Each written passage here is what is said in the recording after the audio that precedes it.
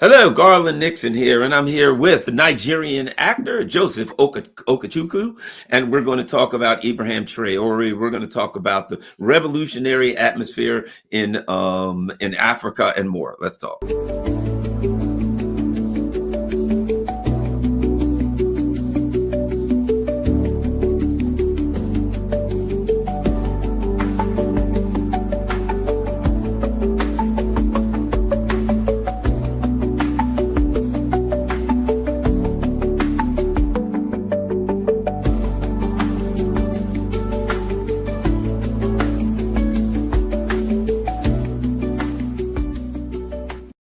Hello, Garland Nixon here. We're with Joseph Okachuku. He is a Nigerian actor, and every time I turn around, do I have it right? Oh my gosh, I have his name spelled correctly this time. I'm always screwing it up one way or the other, but that isn't important. What's important is we're here to talk about what's happening in Africa, and most importantly, Ibrahim Traore. He is just now becoming a legendary in just a few short years in Africa. So let's talk about this. For those, I think we're probably going to have some new viewers here who may not have heard what we talked about the last time, who may not know what's going on in the Sahel region, I would say led by Ibrahim Traore. So if you could let's start by filling people in who are saying, what is all this? What's going on? Let's give them a brief background of what has happened here before we get moving on that.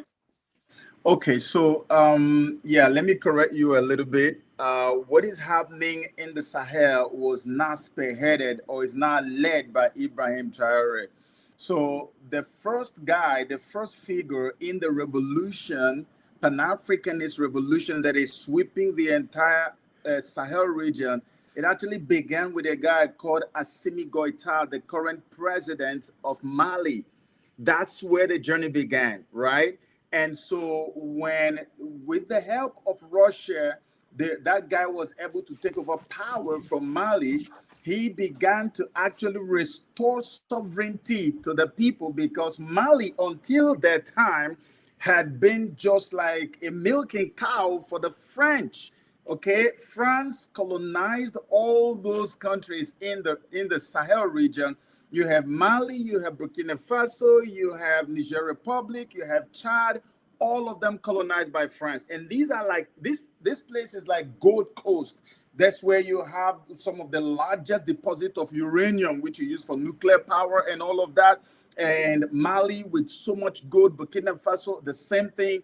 And so all their lives, all this while, these guys have been there paying colonial tax to France.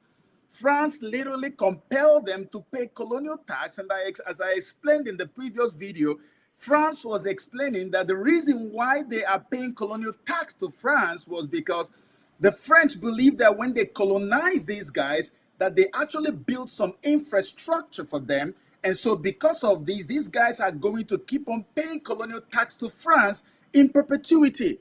There is no time limit to when they're going to stop paying this tax. This is what has been happening. And in the last video, I gave a breakdown of how much money these guys were paying to France. 85% of the foreign currency reserve is being stored up in Banque de France in Paris up until today. The only ones exempted from this evil arrangement is just the ones that have broken loose from this shackle, which is Mali, Burkina Faso, and Niger Republic. The rest of the French colonies in Africa are still paying that same money to France today. So when the revolution came with the help of Russia, the first place that was hit was Mali. Okay, so when Mali happened, Assimi Goïta held his ground solidly. And because he held his ground, his presence then constituted some type of inspiration and motivation for what happened in Burkina Faso, which then produced Ibrahim Traore. So after Ibrahim Traore, we now had Niger Republic, which was very recently. So that's the way the thing happened. It started with Mali, then there was Burkina Faso, and then there was Niger Republic, which is Abdurrahmani Chani. Okay, so for clarity, the so-called colonial tax that these people were meant to pay, which France claims that they are paying because they built infrastructure, I don't know if I mentioned it during our last program. The infrastructure that France is claiming they built in these African countries, one of it is in Burkina Faso. Burkina Faso had about 3,500 kilometers of paved road, the entire nation, up until Ibrahim Traore came to power in 2022. Can you imagine, Garland? Just imagine 3,500 for a massive nation like Burkina Faso. Paved road, that's all that France did. That's all part of the infrastructure that they are boasting of, that they are making our African countries to pay them so much money for.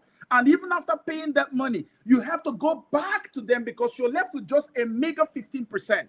And with that 15%, you cannot do anything for yourself, even for your family or for your family members. So what do? This 15% is left for the entire nation. You have to go back to borrow. And when you go to borrow, you are allowed to borrow only less than 20%. If you want to do above 20% of your own money, they're going to question and sanction you. And when you even borrow the so-called less than 20% that you borrow from your money, they still give it to you at market rate, very high interest rates. This is your money. So you are becoming a debtor over your own money that France has. This is broad daylight robbery that is taking place today in Africa. And people are not even paying attention to this. That's why we are celebrating what is happening in the Sahel region today. That's why the whole of Africa is fired up. And everybody is ready to stand by these brothers and make sure that whatever it takes, that we sustain the victories that they have won in those regions. You know, I'll ask you about something, and this is important. I'm going to play some of this on my radio show on WPFW. It's 89.3 FM in Washington, D.C. And that is, you know, and this is a discussion I have with people, and I say, Black people in the United States are brainwashed by the Democratic Party. Oh, Russia's bad, Russia's evil, Russia's this, Russia's that. But when I talk to people on the African continent, they say Russia has been an ally, and the United States has been our oppressor and assassinator and thief and murderer. So how do you feel? How do the African people see Russia on their continent? So I'm just gonna, for me, I don't know how to do political correctness. I just tell it to you as it is. Go to Africa, Garland. 9.5 out of 10 Africans on the street understand that Russia is our friend. When I was talking to George Galloway, George told me, he reminded me, that's a white guy from Britain, he reminded me that during the days of apartheid, that Russia was standing side by side with oppressed Africans. And Russia has not stopped playing that role till today. In Russia, I'm going to tell you this, maybe you don't know. See, the colonial West came to Africa, and they didn't only come to colonize us with the evil political structure that they brought and the slavery that they brought to Africa and the deception they brought. They also colonized us religiously with Christianity. See, Africans were already Christians before the West showed up. We had our Ethiopian Bible. We had our relationship with God, with the deity. But they came and they neutralized and polluted that stuff and changed the whole thing and gave us a Bible with a lot of lies in it. And they told us that God is a white man. They presented Jesus as a white man. They didn't let us know that Jesus was a black man. And I have all the evidence to prove to you that Jesus actually is coming from the black race. But guess what? Okay, don't take my word for it. The same Russia that they told you is your enemy is the one that actually revealed that the Jesus Christ that you talk about today is actually black, and that Virgin Mary that they worship in Russia or that they follow in Russia, that they put in their temples, in their churches in Russia, is a black Virgin Mary. The same racist Russia that doesn't like Africans, that doesn't want to have anything to do with Africans, that they are so wicked, they hate us better than the West hates us. They are the ones who are bold enough to take a black Virgin Mary and black Jesus. They take a black Jesus image and give it to their soldiers when they go to war. Black. Can a white man ever take a black image of Jesus and take? He can never do it. No white European will take a black image of Jesus and give to their people. It will never happen. But the same Russia did that. They do that till tomorrow. This is still happening till tomorrow. Garland, Russia is our enemy. But guess what? Russia is telling African countries that we want to learn your language. A lot of you are brought into Russia to come and learn Russian language. But we don't want it to be a one-sided affair. We want a situation where, as you're learning our language, we also can learn your language. That's a respectful thing to do. This is the same Russia they say hates us. Okay, Russia hates us, but Russia does not put boots on ground in Africa and tell them to stay there permanently. If you look at the news today, as of this day, you will notice that about 3 or 4 days ago, the news came out that Wagner PMC, of course, you know Wagner PMC that Prigozhin was heading, Wagner PMC in Mali have just announced that they are returning to Russia, that their mission is over. Darling, their mission is over. They came to help our soldiers in Mali. They came to train them. They fought side by side with these comrades and combatants. They showed them all the skills that they may not have known about the Western-sponsored terrorists that are now all over the place in the Sahel trying to destabilize this new government. They showed them how to overcome them, how to destroy them. By the time they finished doing this over a period of 2 or 3 or 3 years or 4, they said, look, you guys have mastered it. Now it's time for us to go home. And they left and trusted them with it. You will never see that with the West. What the French troops were doing in Mali and all these countries, they stayed there permanently. They stay permanently, Garland. When they come in, they don't go. That's why they went and worked with their AFRICOM partners so that AFRICOM will become a permanent booth stationed in the country, in the continent of Africa. That's what AFRICOM is all about. AFRICOM is an ally of the West, of the colonial West. So when you see a French troop stationed in any country, any colony in Africa, you will see AFRICOM assisting them, helping them to do whatever dirty job they are doing. That's why when they wanted to take away Muammar Gaddafi, AFRICOM had to work with them. I put all these things on my page. I broke it down. You can go and do your own research. AFRICOM worked with NATO and they destroyed Muammar Gaddafi, the most successful president Africa has ever gotten. A revolutionary Pan-Africanist who was ready to set us free from the colonial conundrum that we are dealing with on the continent of Africa, the economic enslavement. This man was ready to do it, to give us our freedom, give us a single currency that is backed with gold, and they killed him. That's what they do. But look at Russia. Russia hates Africa. Russia is also going to be like the West. Oh, Russia is also going to colonize. And you hear all that talk from people. But look at Russia. They came, they finished their job, they made sure that the guys understood, and they took off and they left. So for us in Africa, as far as we are concerned, our greatest friend today is the Russian Federation. If you doubt me, Garland, I'm sure you have some relationship with RT Russia today, right?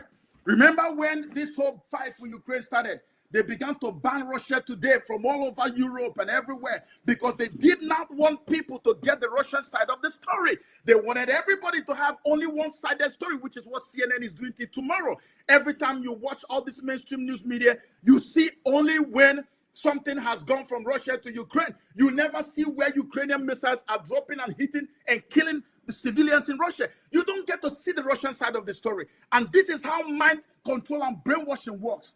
But guess what today? Russia today is the only network I know today with its kind of reach that is featuring Pan-Africanist programs on their television.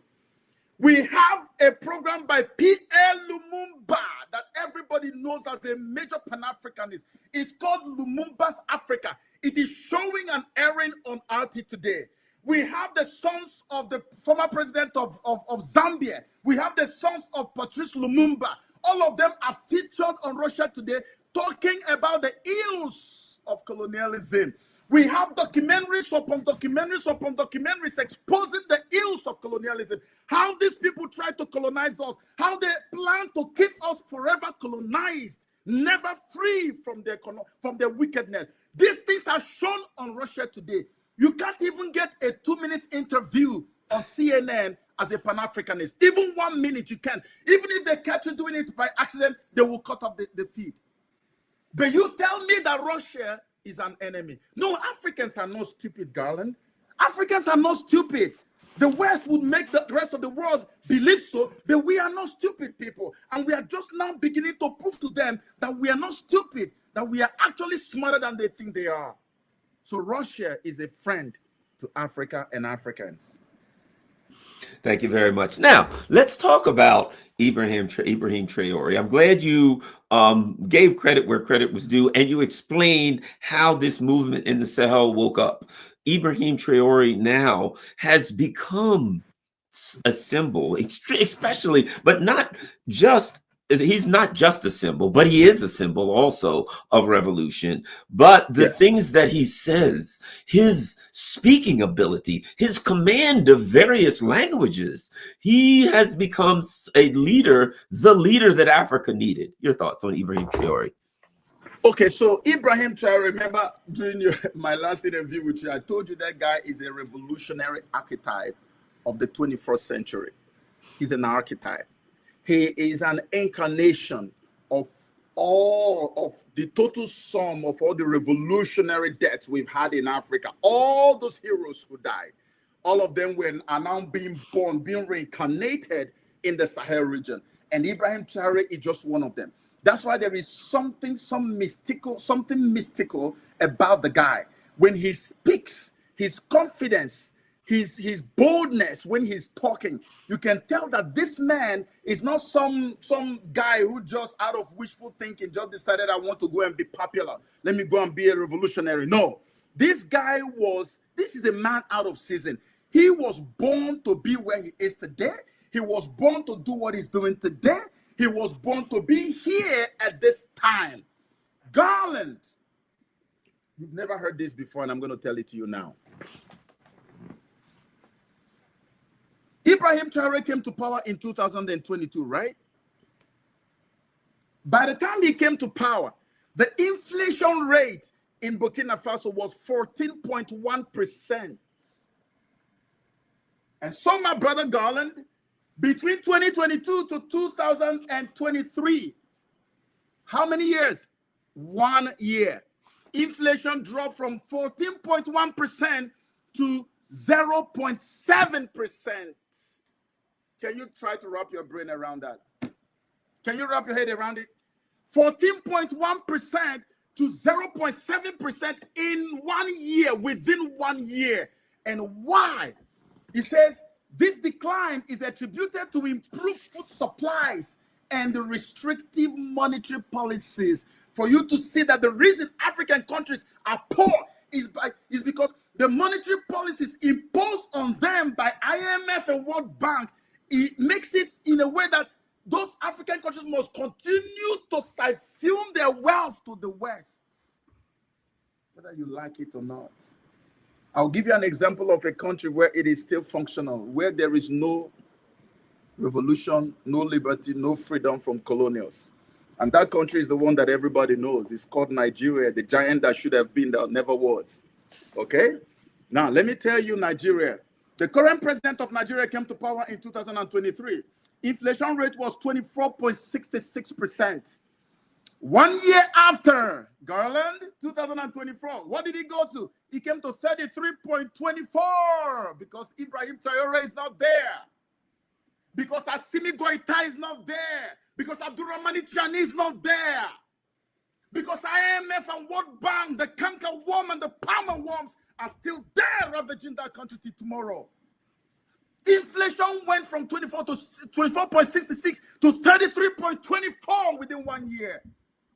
Within 1 year, meanwhile, the other boy is there having inflation drop from 14.1 to 0.7. That's the difference. That right there is the difference. Ibrahim Traore is changing everything. Like we said, he is only a revolutionary archetype. He's not the only one doing what he's doing. Mali is doing the same thing. I told you how that Mali is only now just beginning to get a gold refinery. Mali that we read from the history books as the home of gold is only just beginning to get a gold refinery that Russia is helping them to build. Can you imagine that? So Ibrahim is the poster child of that Pan-Africanist revolution that is sweeping across the entire Sahel. And there are a bunch of them now that are still in the middle of thinking about it, that are still on the mountain of decision, thinking whether we should go or not. How do I go? What is France going to do to me? Like somebody like Chad, because I'm pretty sure that Chad wants to be like his brothers, but he's still there in the middle and all of that. There are a bunch of other ones, and I can bet you in no time, a lot of them are going to come in because they are seeing that despite all the dangers and the risks that Ibrahim Traore is exposed to, that there is a lot of love and benefit to that guy being there. Okay, Ibrahim Traore has become like the father of Africa at 34, young man. Everybody is following Ibrahim. In Jamaica, they almost worship him like God. Every part of Africa you go, everybody is promoting Ibrahim Traore. We have taken him as our savior in Africa. And he's not even the only one. And he's not even the first one that came on board. But because he is the sign from God, he's the one that God chose and said, this one becomes the sign of what I am doing on the continent of Africa. This one becomes the sign of the deliverance that Africans have been crying for so many years. Garland, if you are on ground in Africa and see what they have done to my people, you will shudder. You will shudder in pain. That Africa can be so rich, so rich. And when I say so rich, that's why I get so emotional. When I say so rich, I mean stupendously rich. And yet, you can never see it. I saw a program on CNN. They were talking about, they were exposing businesses, new startups in Africa, businesses. And when I started watching the program, I knew already what to see. 99.9% of all the people that they were exposing as the owners of these businesses in Ivory Coast and the rest of them are all white people. And I don't have any problem with white people. My best partner today is a white man, British man. Of course, you know George Galloway is my brother. I don't hate white people. There are also so many white people who are angry with what the governments are doing. There are so many white people who are even going ahead of us and fighting this evil that is taking place. So it's not about white or black. It's about this mindset of this tiny little few who are from the lineage of devil, the lineage of Lucifer, who have decided that Africa should never be allowed to survive. Look at what they did to Patrice Lumumba. Just think about that. Look at how they killed that man. They killed that guy and melted his body in an acid. Just because of what? Because he said, I want my people to be free. They appointed a stooge, and the guy oversaw, Mobutu Sese Seko oversaw the humiliation of an African, a Pan-Africanist par excellence. They destroyed him, buried him, exhumed his body, buried him again, then chopped his body into pieces, then melted it in acid, then took his tooth and went back to Brussels, to Belgium, and later admitted that they have both of his teeth and then plus his finger. You even took it as a sign of your wickedness, of your barbarism, of your occultism, of your dangerous satanism. And after you look at Africans and call Africans voodoo people, that you say we do voodoo. Then look at how they ritually killed a Pan-Africanist just because he said, I want my people to be free. Let's have equal respect. If you want to take something from my land, let's discuss. There is partnership. I do partnership. Come and do partnership. Stop treating me like you own me. Stop treating the continent of Africa like a giant plantation of slaves. No, we are born free people. We must be let free. You guys, we were existing before anything like them happened to this earth. Why would they come in and say they discovered us? Have you not heard that before, Garland? Where they say, oh, we discovered the River Niger. Oh, who told you discovered me? How do you discover something that was already in existence? I was in Zambia on tourism. And when I go to the place, to the waterfalls, Victoria Falls, I started asking them questions about all the images. I saw the image, one white colonial man's image that was, a sculpture was standing there. And people were all around it. And then I said, what is this man doing here? Why is his image standing over here? This is an African country. They say, oh, he's the one that discovered it. Man, Garland, I wish I can share that video with you. Something just broke in me. I said, discovered what? Was this thing not existing before the man came here just the way I came as a tourist? So somebody comes to some place as a tourist, sees something, and then it becomes that he discovered it. I asked him, did the villagers not have a name for that Mukuni Mukuni area, did they not have a name for it? They said, oh, the name was Mukuni. Who gave it Mukuni? Was it the white man? They said, no. Who brought the white man there? They said, our traditional chiefs brought him there to come and see the place. So that means the place was in existence. They told him, we have a place. Let's go and show you. They brought him there. The man then said, I discovered. So you guys still believe he discovered something that you guys had before. Just imagine what these people have done to African psyche. We have to wake up. We have to rise up. That's why Africans are seeing Ibrahim Traore in them. They're seeing themselves in Ibrahim Traore. Every time an African looks at Ibrahim Traore, he sees the hope of liberation. That's what he stands for the rest of Africa. So I understand there's been rallies or protests or something to support him in Africa. Garland, the rallies have happened about 2 or 3 times nonstop. About 2 or 3 times nonstop. Rallies happen every time. And every time they call for rally, you see people in all the nation's capitals in Africa supporting Ibrahim Traore. If you doubt what I'm telling you, Garland, take a trip and go to Burkina Faso. I have a friend who is on ground and told me to stop. He said, people are flooding into the country like there is no tomorrow. And when they come in, they come with investment. They're like, please, what do we do? The radical ones are saying, I want to join the army. How do we fight alongside you? How do we do this and do that? So many of them are facing terrorist attacks in their countries today. And now we are hearing that Ukraine is behind some of those attacks that they are facing. We've seen it. Remember the last time that the Traore rebels attacked something and killed some people in Burkina Faso? Actually, a Ukrainian intelligence spokesman came out and said that it was his people that did it. He admitted that.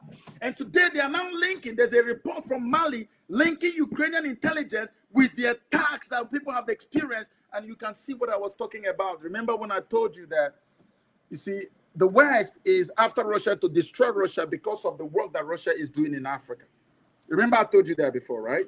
It is because of this. Because now the worst thing you can ever do to the West, the best way to destroy the colonial West is to take away the feeding milk, the breast milk of African treasures and riches from their mouth. That's how you can destroy them. That's why Jacques Chirac said that if without Africa, that France would descend into the ranks of third world countries. Jacques Chirac, a president of a nation of France, said it. And it is true. And that's why today France is at the forefront of making sure that the war between Russia and Ukraine does not end. Look at the ones who are leading and cheerleading for this war. They are the ones who are the biggest holders of colonies on the continent of Africa. That's why. So look at now. So whenever you see Ukraine, you are seeing the collective West. Whenever you see Ukraine, you are seeing NATO. So just remove the name Ukraine and place the West, the colonial West there. That's why every time that you see Ukraine, you are seeing Ukraine doing the dirty job of the colonial West. And the colonial West has some dirty jobs to do in the Sahel region. So Ukraine is also implicated now. I didn't say it. It is all there. Go and look it up for yourself. It's out there in the media. They are implicated. They've been implicated from day one. You can imagine that. That is the country that some people are supporting. This is why they don't want the war to end. But God has decided that Africa's time has come. And there is nothing anybody can do about it. I think the West, they keep presenting themselves as very smart people. But they are beginning to look to me like they are not as smart as people think they are. Because if they were so smart, they would have looked into the atmosphere and seen the massive shift in consciousness. They would have seen that something has shifted. They would have seen the alignment of stars, generational alignment of stars in favor of Africa. They would have known that there's no way we would have had 3 countries taken away from France if it was not that Africa's time has come.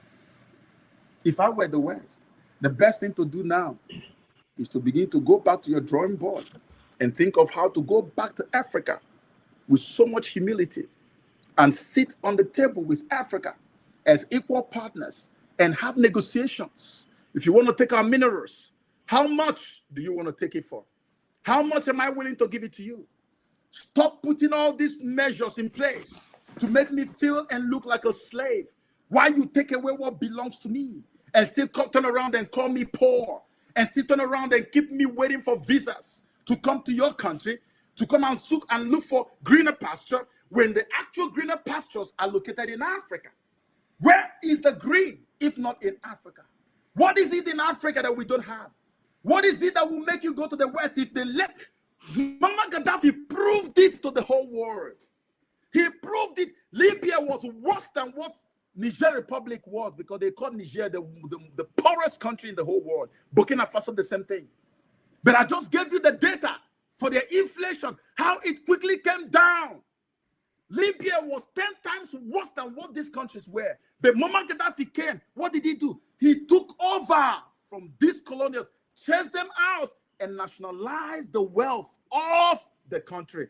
That is the simple thing. You nationalize. That's what Ibrahim Traore did. And inflation went from 14.1 to 0.7 within 1 year. If that is not miracle, tell me what is.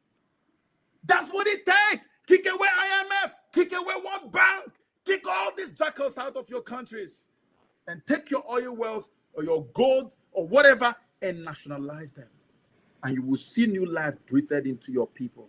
Libyans were not begging to travel to any country. People were begging to go to Libya.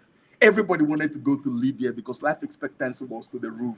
Hey, Garland, this happened before our eyes, before they couldn't take it anymore and they went to destroy it. Now look at the democracy they say they are giving to Libya. Go look at it now today. Libya now is the ground zero of terrorist activity in the whole of Africa. But that is what they call democracy that they want to give to Libya. So we don't want the democracy anymore. That's the kind of democracy we have been enjoying, suffering and liberating under in Africa. And when we see Ibrahim Traore, Assimi Goita, and Abdurrahman Chane, we thank God. We say thank you, Father, because now the Western democracy is out of the window. The real democracy is here. How do you get the real democracy? You have to work and run against gravity. African presidents who are still there, allowing inflation to rise, taking orders from IMF and World Bank, are still operating under the weight of gravity. The only way a plane can take you to a place you're going to your final destination is that it has to work against gravity. Ibrahim Traore, Assimi Goita, and Abdurrahman Chani, they are all working and running against gravity, and that's why they are arriving at their destinations. These other puppets who don't want to run against gravity are cowards, and they are the reason Africa is still where it is. And that's why we have said that if they don't give it to us democratically, because I don't even believe in that, there's stupid democracy. If they don't give it to us in the right way, the way we got it in Niger and Burkina Faso and Mali is the way we're going to get it everywhere in Africa. And if they think that we don't have enough men who are standing by to take over power and return the sovereignty of our nations to Mother Africa, they better think again. Let me ask you this. What would you say to, and on my radio show, I talk about this, Black Americans, who are just so brainwashed by the system. They're believing what they're told. They think somehow that they feel like, oh, yes, we've been told that Russia is bad, or that we've got to do this or that in Africa, and I just shake my head and say, you're being brainwashed. What would your message be to Black Americans who think that this imperial American system, that they are even part of it, that somehow it's working for the working club, forget just Black, for any working class person anywhere on earth? What would your message be to Black Americans? So my message to Black Americans is read more, research more.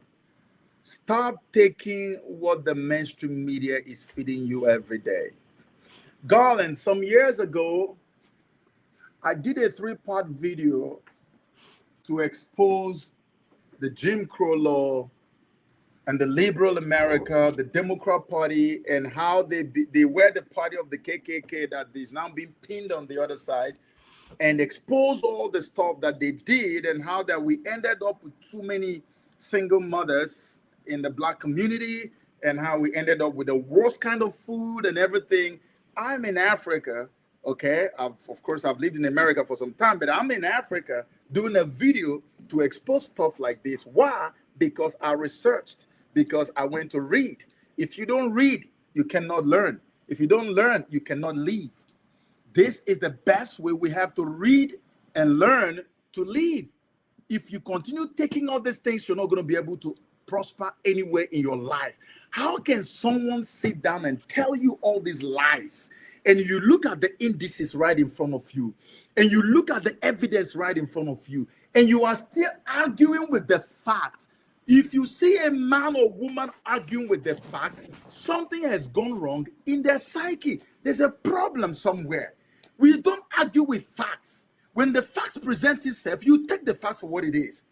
If you're an African American and they tell you that Russia is this and Russia is that, and you're siding just because of party, you know what I do? Let me give you a simple example of what you should do. Yeah, because this is an advice. So for me, I belong to the conservative side of things, right? But let me be honest with you. If I see something that conservatives are doing that I have looked at and said, this is not right, you will never see me support that because I call myself a conservative. This is how human beings are supposed to be, and this is how human beings are supposed to reason. Always go where the truth is.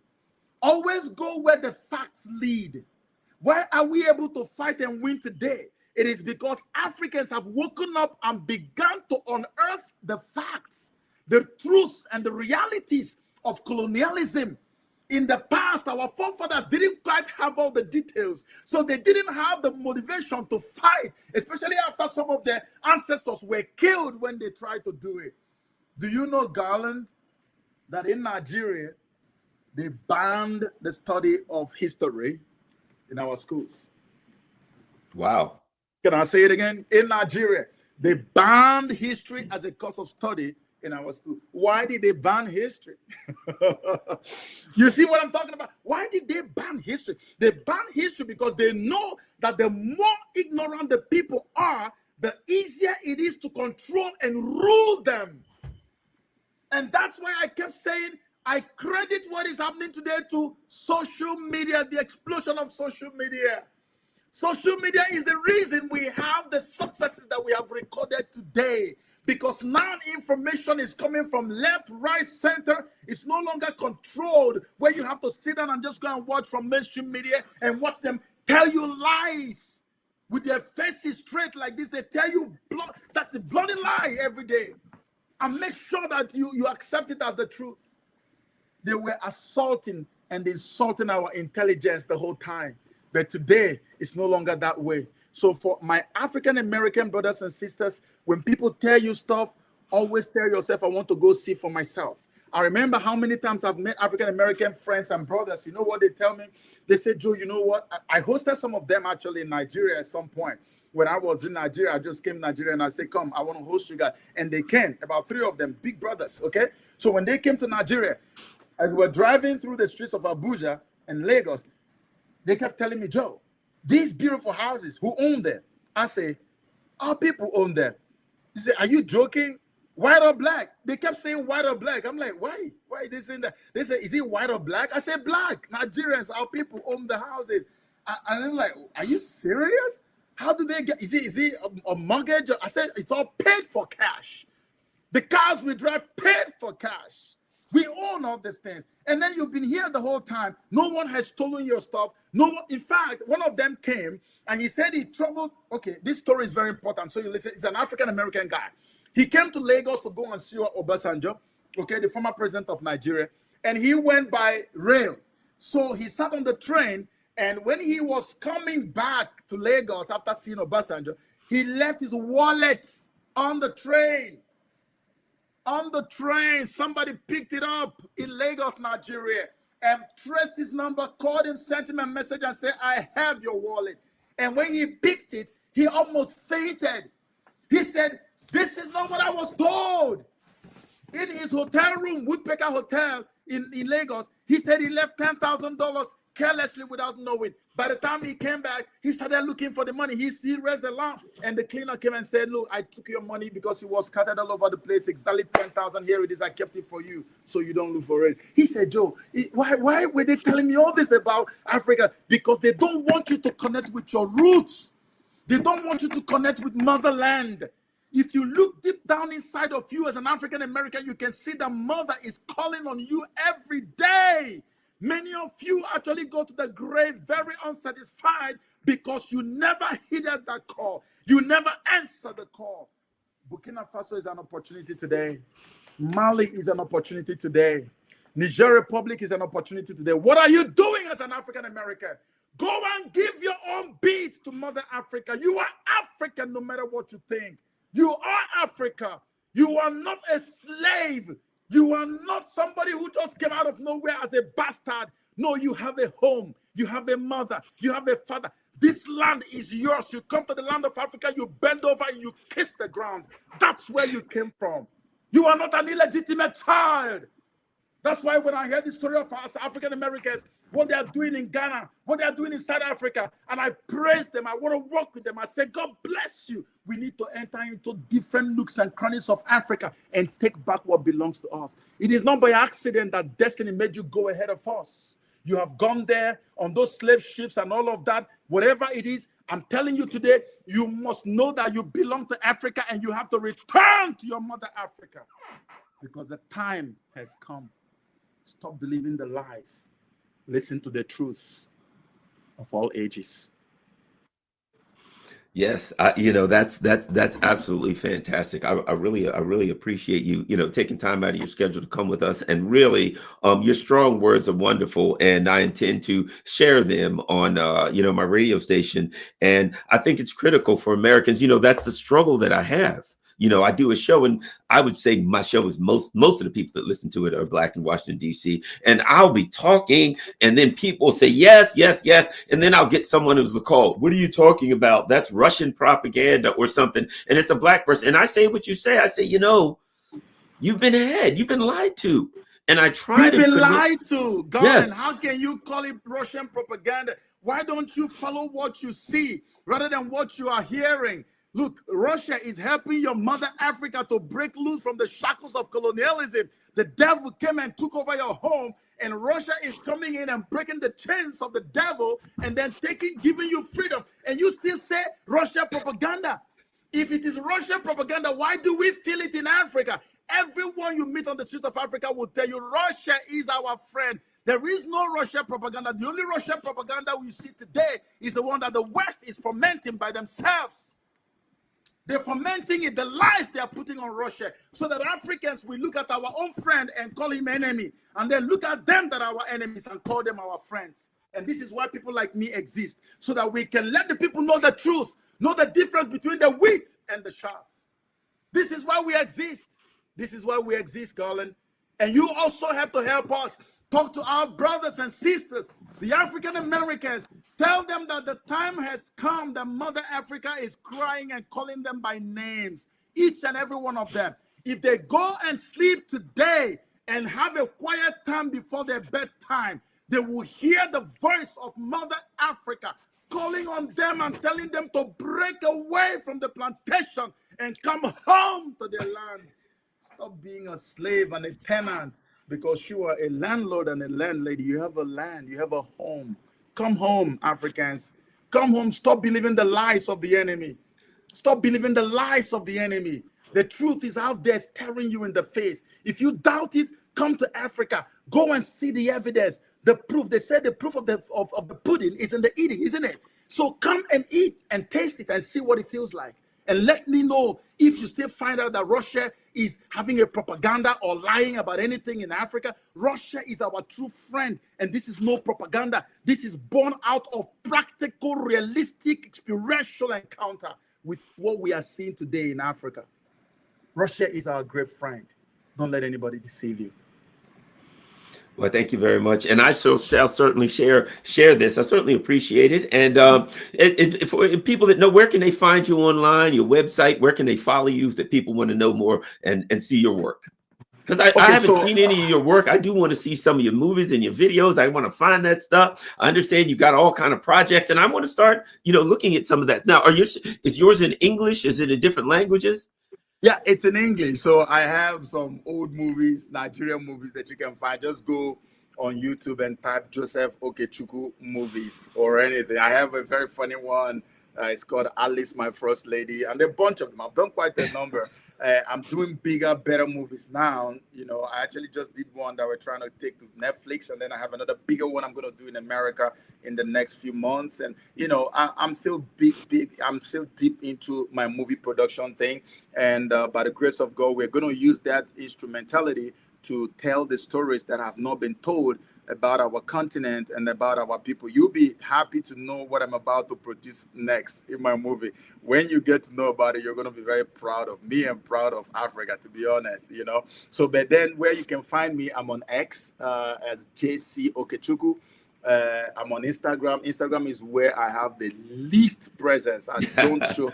After I lost my main account, I just lost hope, you know, because of the kind of things I post. They went and just took down my account with tens of thousands and all that. So yeah, I'm not very strong there, but it's actually real Joseph Okachuku, real as in REEL. On Facebook is Jesse Okechukwu. I also lost my account there, close to 1 million followers. I lost it because I was telling people the truth about vaccines and Fauci and all of that, and everything I was telling people then turned out to be true eventually, and all of them have come out now, but I lost my account. So what you find on JC Okechukwu on Joseph Okechukwu on Facebook is my new account. I think it's about 7,000 or so followers. But where I'm most active is on X, JC Okechukwu, and then on TikTok at Kingest Joe, KINGESTJOE, Kingest Joe on TikTok. So that's where you find me. Well, thank you very much, and certainly appreciate it. I'm going to share this. And as I said, I'm going to cut some of this stuff out for my radio show. And I think the people in Washington, D.C. really need to hear what you have to say. And they really need to hear some truth, some real truth coming from Africa to overcome, you know, people are like, aren't you mad at people? I'm like, the people whose minds are propagandized are the victims. I'm not going to get mad at the victims of propaganda. They get mad at me. I had a guy call me one day and said, I don't think that you should be on the air allowed to say all of this stuff. And I said, that's the difference between me and you. I said, I think you should be on the air, opposing me, saying you don't agree with me. I am in favor of voices of opposition.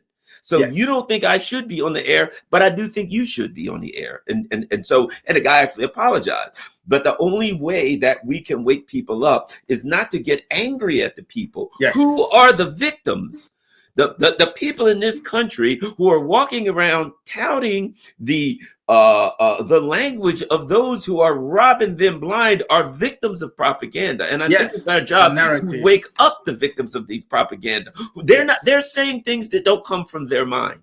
They're saying things that are put into their mind, and we kind of have to wake them up to realize these people are lying to you. They're telling you that your enemy is China, your enemy is Russia, your enemy is Iran. Iran and China and Russia are not my enemies.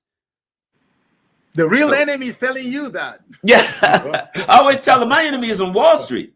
That's where my enemy is. My enemy is not in Russia or in Moscow or Tehran or Beijing. It's on Wall Street. So thank you very much. Certainly appreciate it. Everyone who's watching, follow Joseph on X, especially because he's very active on X, doing great work. Follow, share this on all your social media platforms. It is critical to share this. And once again, if you can afford it, whether it's PayPal, buy me a coffee or whatever, if you can contribute to this channel, that's great. Even if you can't, the most important thing you can do is share this on all your social media platforms. We're out. Thank you.